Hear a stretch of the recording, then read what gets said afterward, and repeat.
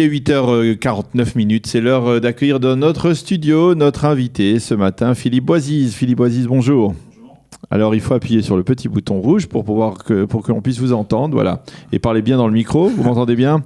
Bonjour. Voilà, alors nous allons parler avec vous d'un projet que vous allez concrétiser aujourd'hui ici à Jérusalem, dans le quartier d'Emek Rephaim. Alors il s'agit d'un projet artistique qui a un aspect aussi social. Expliquez-nous de quoi il s'agit. Oui, alors le projet s'appelle Nir Savta, qui veut dire s'exposer certains sentiments spirituels à travers des objets physiques, donc à travers des peintures et à travers des sculptures.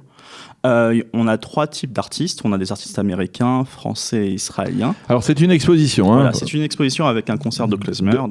Alors une exposition d'œuvres de peinture, voilà.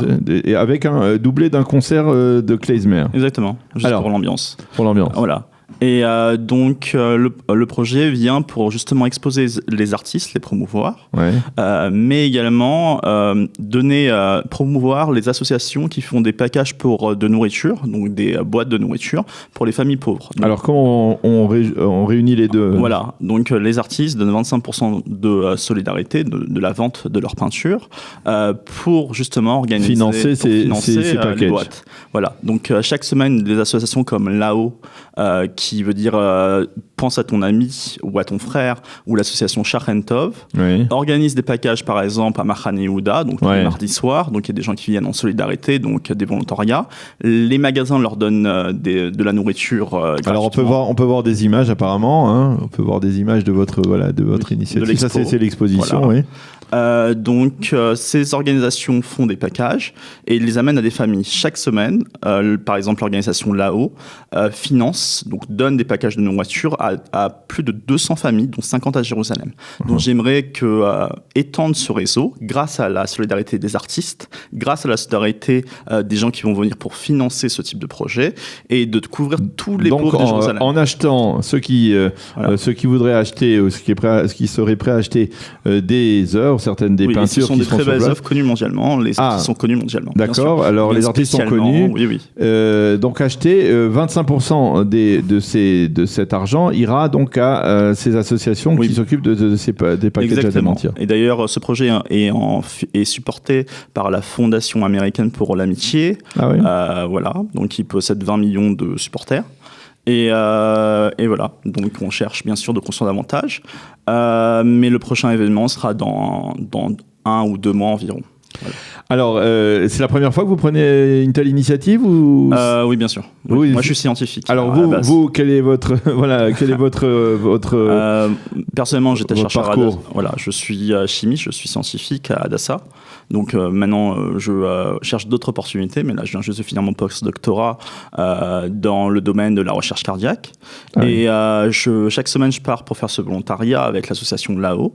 Et je voulais leur dédier un peu de temps. Donc j'ai parlé à des artistes et des gens de Et c'est comme ça que cette idée est née. Voilà, tout simplement. Il y a 10 jours. Et il y a d'autres projets de ce type que vous avez l'intention d'initier ? Oui, bien sûr. On en a discuté avec le gouvernement en Belgique pour faire une exposition en Belgique. Ah bon, aussi ? Oui. Toujours dans le même état d'esprit, c'est-à-dire allier l'aspect artistique et l'aspect social. Exactement. Aujourd'hui, on a besoin de solidarité pour les familles pauvres. On voit déjà en France avec les Gilets jaunes, par exemple. Oui.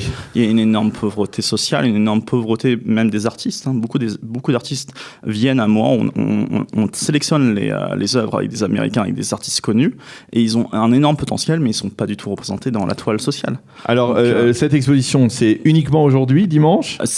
Dimanche, c'est l'ouverture, et ça dure une semaine. Ah, ça dure une semaine. Donc ça, c'est important de le souligner parce que cette émission va être après répercutée sur Facebook, et donc vous allez pouvoir durant cette semaine, donc on va dire du 23 au 30 décembre, pouvoir assister donc à, voilà, l'affiche est à l'écran, me dit Eliana, assister donc à cette exposition, à ce concert, et en même temps, donc si vous achetez une de ces toiles, eh bien vous allez pouvoir, dirons-nous, apporter une contribution aux défavorisés, aux nécessiteux à Jérusalem en particulier. Alors, à Jérusalem, les associations couvrent tout Israël, 5 villes. Oui. Mais je suppose qu'en fait, on va dire peut-être que dans le cas précis, ça sera plus orienté vers Jérusalem. Bien sûr, ça sera pour acheter tout simplement de la viande, du fromage et peut-être même des couvertures, des chaussettes pour les familles pauvres. Alors, s'il y a quelqu'un qui souhaite avoir plus de renseignements sur vos associations, sur ces associations dans lesquelles vous militez... Alors, il y a une page Facebook, une page Instagram.